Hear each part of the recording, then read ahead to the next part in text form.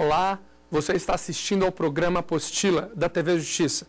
Eu sou Barney Bichara, procurador do Estado de Minas Gerais e professor de Direito Administrativo. E o assunto da aula hoje é ato administrativo. Nesse segundo bloco, os alunos que estão aqui no estúdio da TV Justiça em Brasília participarão fazendo perguntas relacionadas. Também participarão, igualmente fazendo perguntas, os alunos via web. Vamos começar com a primeira pergunta. Professor, é possível um ato administrativo inválido, porém eficaz?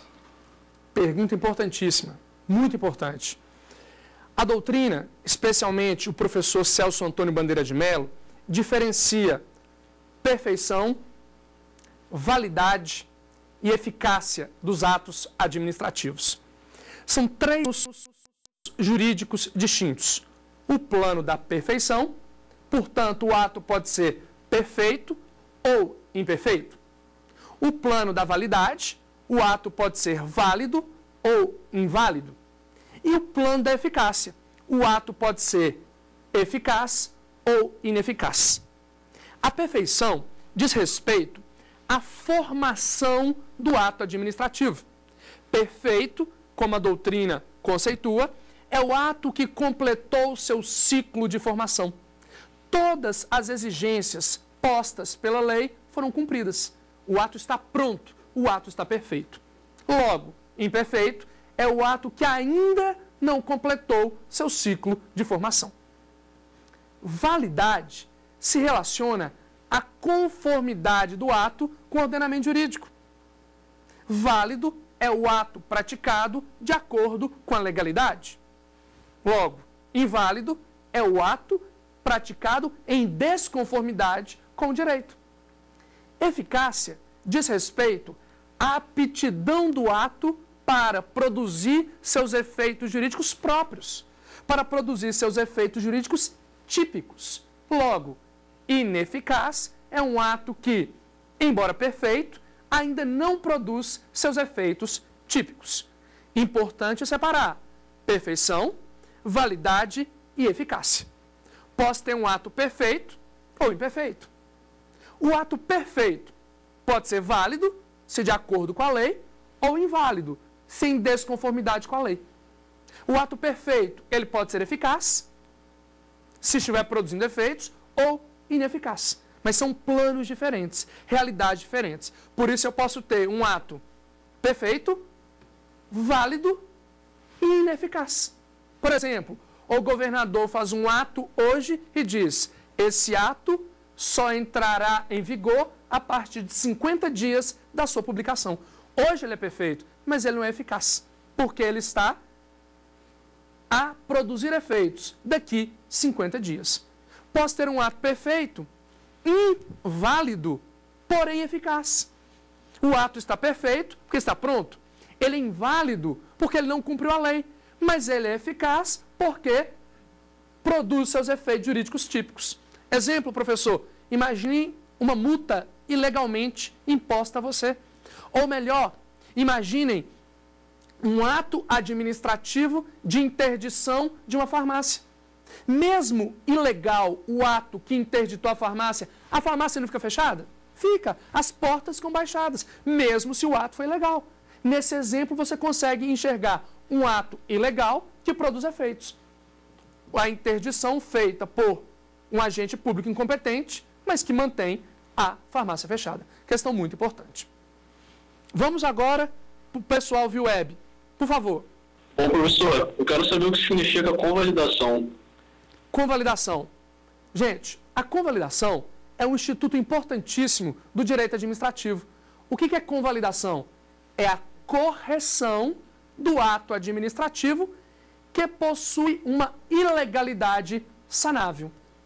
Olha que coisa importante. Convalidação é o ato pelo qual a administração pública ou o particular interessado promove a correção de um ato ilegal, desde que seja possível a correção. Estão lembrados do primeiro tempo do programa? Que, em regra, a ilegalidade no sujeito e a ilegalidade da forma admitem correção? São vícios sanáveis? Então, eu posso convalidar o ato ilegal desde que o vício seja sanável. Em regra, sanável, qual é a legalidade? Sujeito e forma. Questão importantíssima. É importante lembrar que o artigo 55 da Lei 9784 de 99 diz que a convalidação é uma faculdade da administração pública. A Lei 9784 vai dizer, se a administração quiser, ela pode corrigir, ela pode convalidar. Questão importantíssima. Mais uma dúvida? Professor, eu gostaria de saber o que é a teoria dos motivos determinantes. Também muito importante. O que é a teoria dos motivos determinantes? A teoria dos motivos determinantes, criada pela jurisprudência do Conselho de Estado francês e acolhida pelo Supremo Tribunal Federal, diz que a causa, diz que o motivo que ensejou a prática do ato vincula a validade do ato. Em outras palavras, a causa, o motivo que levou a administração a praticar o ato deve ser verdadeiro. O motivo, a causa que ensejou a prática do ato deve ser legítimo, porque senão o ato é ilegal. Teoria dos motivos determinantes. As razões que ensejaram a prática do ato devem existir, devem ser verdadeiras, sob pena do ato ser ilegal. Importantíssimo. Motivo apresentado deve existir. Motivo apresentado deve ser verdadeiro, senão o ato é ilegal. Vamos para a próxima pergunta. Pessoal do SED Cursos. Eu gostaria de saber a diferença entre atos administrativos nulos e anuláveis.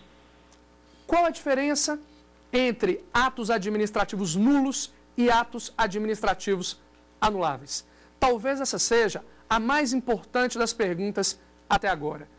Há um regime jurídico distinto para o ato nulo e para o ato anulável. Eu só anulo ato ilegal. Ponto. Eu só revogo ato legal, porém inconveniente, porém inoportuno. Tudo bem? Quem pode decretar a ilegalidade do ato? Portanto, quem pode anular o ato? A própria administração pública, com seu poder de autotutela, e o Poder Judiciário, já que é o guardião da legalidade. Quem pode revogar o ato administrativo? Só a administração pública, porque só ela sabe o que é oportuno e conveniente. É importante lembrar que o Poder Legislativo e o Poder Executivo, atipicamente, é importante lembrar que o Poder Legislativo e o Poder Judiciário, atipicamente, exercem função administrativa e aí praticam atos administrativos. A terceira diferença é que a anulação produz efeitos ex tunc, retroagem, e a revogação produzem efeitos ex nunc. De hoje para frente, o ato para de produzir seus efeitos. Importantíssimo. Mais uma pergunta aqui no estúdio da TV Justiça. Professor, eu queria saber o que é o mérito do ato administrativo. Eu disse que a pergunta anterior talvez fosse a mais importante, mas essa é importantíssima. O que é mérito do ato administrativo? Gente, o mérito do ato administrativo é a oportunidade, é a conveniência, melhor, é a margem para apreciar a oportunidade, é a margem para apreciar a conveniência que a lei reconhece à administração pública e que só existe nos atos discricionários. Professor, o que é um ato discricionário? É aquele que a lei dá à administração liberdade para agir. É aquele que a lei dá à administração liberdade para valorar, para apreciar o famoso binômio oportunidade e conveniência. O mérito é justamente essa margem de liberdade dada pela lei, que, segundo o entendimento predominante, só existe nos atos discricionários. Vamos para a última pergunta. Pessoal da web.